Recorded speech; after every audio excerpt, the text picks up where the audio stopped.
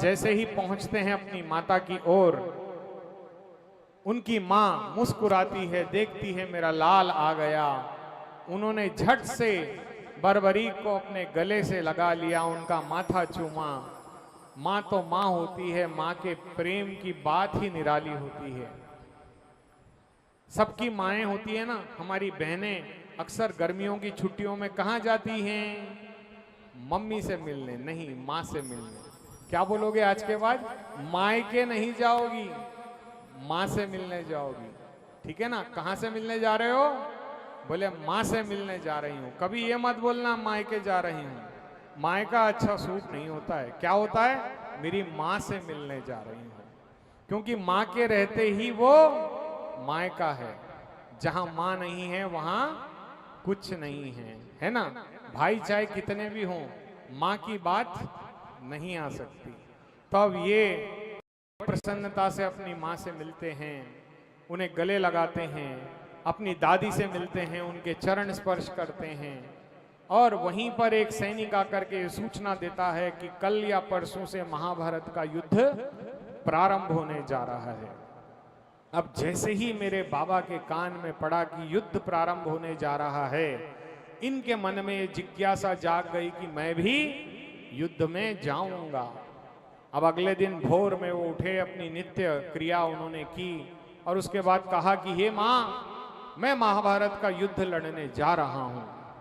अब माँ ने कहा, अरे बेटा तू कल तो आया है, मैंने तुझे अभी प्रेम से देखा तक नहीं है, तुझे लाड़ तक नहीं किया मेरे लाल, तू क्यों जा रहा है मेरे बच्चे? मत जाओ, तुम यहीं रुक जाओ, अभी तुम छोटे हो, तुम्हें युद्ध नहीं करना है, तुम्हें अपनी माँ की सेवा करना है।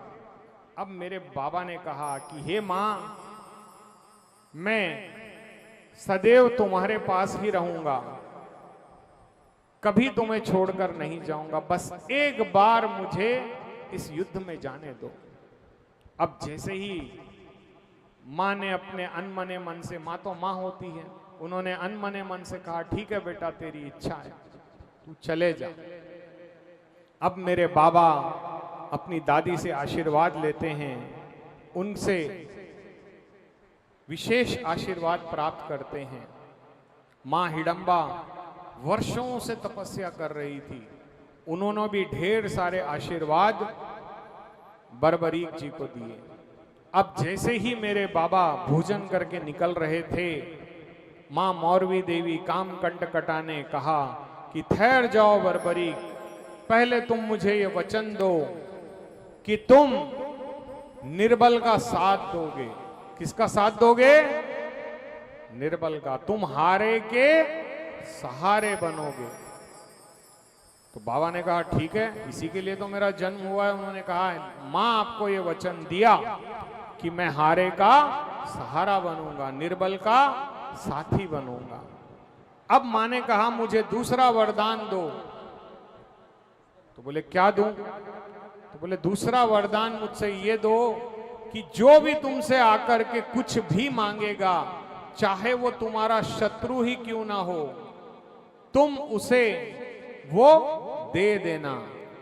चाहे वो तुमसे तुम्हारे प्राण ही क्यों ना मांग ले, लेकिन जो तुम्हारे सामने मांगने आ गया उसे तुम कभी खाली मत भेजना, कभी उसे खाली मत भेजना। अब जैसे ही ये बात सुनी, मेरे बाबा ने ये वचन दिया अपनी मां को कि हे मां, मैं तुम्हारी सौगंध खाकर कहता हूं कि इस जीवन में मुझसे कोई भी आकर कुछ भी मांगेगा तो वो उसे मैं प्रदान करूंगा। बोल श्याम प्यारे की जय हो। मेरे बाबा ने ये वचन अपनी मां को दिया और वो मुस्कुराते हुए युद्ध भूमि की ओर चले गए। अब युद्ध भूमि में जैसे पहुंचे अपने नीले घोड़े पर, हम उन्हें क्या कहते हैं? लीले असवार। तो ये पहुंचे और पहुंचने के बाद वहां पर देखते हैं कि सारे लोग युद्ध के लिए बड़े ही लालायित हैं,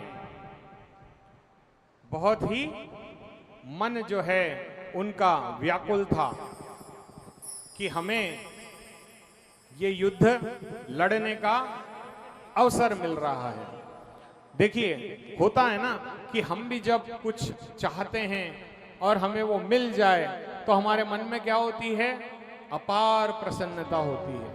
और अगर ना मिले तो निराश हो जाते हैं। अरे गुरुजी के पास गए थे, कुछ नहीं हुआ, उन्होंने तावीज दिया, यंत्र दिया, कुछ नहीं हुआ। अरे भैया, तुमको किसी भी गुरु से कुछ भी प्राप्त हो जाए, जब तक तुम्हारे मन में भक्ति नहीं आएगी, जब तक तुम्हारे मुंह पर मेरे बाबा का नाम नहीं आएगा, तब तक हमारा कोई काम नहीं होगा।